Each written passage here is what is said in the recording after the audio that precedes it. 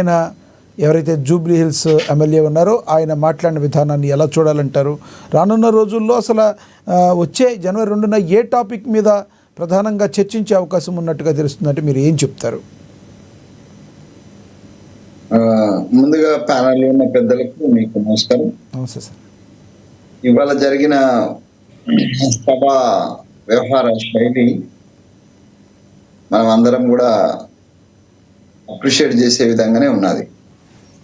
మనం ఇన్నాళ్ళ నుంచి కోరుకుంటున్నాం కదా, ఒక ప్రజా సమస్యల కోసము లేకపోతే మర్యాదలు, పార్లమెంటరీ సిస్టమ్ ని గౌరవిస్తూ అందరూ వివరించాలనేటువంటి దానికి అలా ముఖ్యమంత్రి గారు కూడా 100% కట్టుబడి ఉన్నారు. ఆ రకంగానే ప్రతిపక్ష నేతకు బహిరంగంగా భరోసా ఇచ్చిన దాని ప్రకారం ప్రాక్టికల్ గా సభలో కూడా వారి చర్యల ద్వారా చూపించారు. అది అభినందనీయం. కేసీఆర్ గారు కూడా దీన్ని అంటే వస్తానని రావడం, ఆయన ఈసారి సమావేశాల ప్రారంభంలో రావడం అనేది ఆహ్వానించదగ్గదే, అందరం కోరుకుంటున్నది. అంటే అసెంబ్లీ అనేటువంటిది ఒక మొత్తం రాష్ట్ర ప్రజలందరికి సంబంధించినటువంటి సమస్యలు కావచ్చు, కష్టాలు కావచ్చు, నష్టాలు కావచ్చు, లాభాలు కావచ్చు, అభివృద్ధి కావచ్చు, ప్రతి ఒక్కటి చర్చించేటువంటి ఒక వేదిక, ఒక దేవాలయం, మనకి ప్రజాస్వామ్య దేవాలయం అసెంబ్లీ, పార్లమెంట్. ఆ పార్లమెంట్ అసెంబ్లీలలో, ఆ దేవాలయాల్లో ఉండాల్సినటువంటి సంస్కారం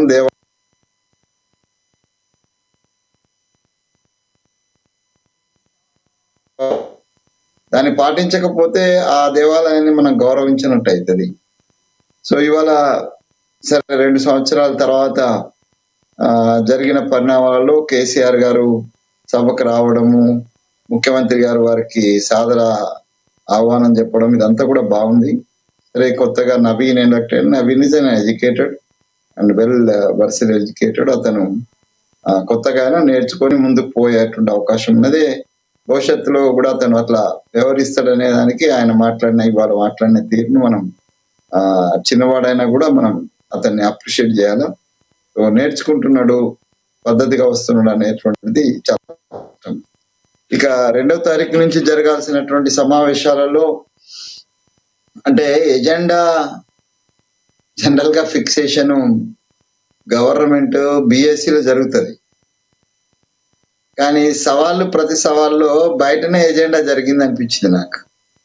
మొన్న కేసీఆర్ గారు ఆయన సమావేశం పెట్టి, పత్రికా సమావేశం పెట్టి ఆయన విసిరిన సవాల్ అనుకోండి, లేవనెత్తిన అంశాలు అనుకోండి, దాని ప్రభుత్వం కూడా సవాల్గా కావచ్చు, లేకపోతే సదుద్దేశంతో దాటి మీద చర్చకు సిద్ధమైంది.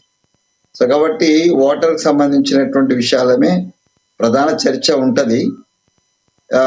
దాంతో పాటుగా రకరకాలైనటువంటి కార్యక్రమాలు, ఇలా హైదరాబాద్ సంబంధించినటువంటి ఎక్స్పాన్షన్ సంబంధించినటువంటి ఉన్నది. వెంకటస్వామి గారు, ప్రధానంగా కృష్ణా జలాల విషయంలో చర్చించే అవకాశం ఉందంటారా?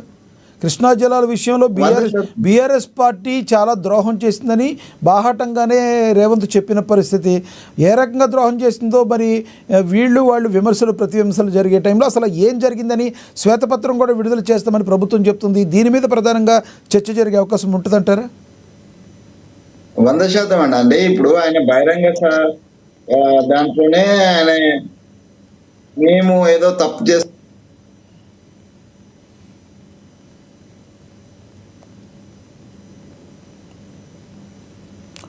రైట్.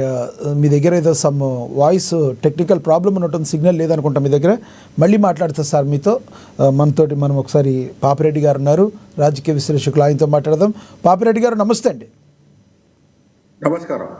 పాపిరెడ్డి గారు, ఎలా చూడాలి ఈరోజు సభ జరిగిన కాసేపు అయినా కూడా సభ జరిగిన తీరు, కేసీఆర్ గారు రావడం, మరి కేసీఆర్ గారు వెంటనే వెళ్ళిపోవడం ఎలా చూడాలంటారు? అదే సమయంలో ఆల్రెడీ మనం మాట్లాడుకున్నాం, రేవంత్ రెడ్డి ఏదైతే ఉందో కేసీఆర్ దగ్గరికి వెళ్ళి కరచాలన చేయడాన్ని ఏ రకంగా చూడాలి అంటే, ఒక రకంగా అసలు కేసీఆర్ని అసెంబ్లీకి కంపల్సరీ రావాల్సిందే అనే విధంగా ఈరోజు రేవంత్ చేశారు అనుకోవచ్చా? ఎందుకంటే ఇప్పటి వరకు వాళ్ళు గౌరవిస్తారో ఎవరో అని ఒక మీమాంస ఉండేది ప్రజల్లో, కానీ అదేం లేదు, సభ మర్యాదపూర్వకంగా జరుగుతుంది, మీరు దాటకుండా కంపల్సరీ రావాలి అని చెప్పి ఈరోజు ఒక కరచాలంతో ఒక అడుగు రేవంత్ ముందుకు వేశారనుకోవచ్చా?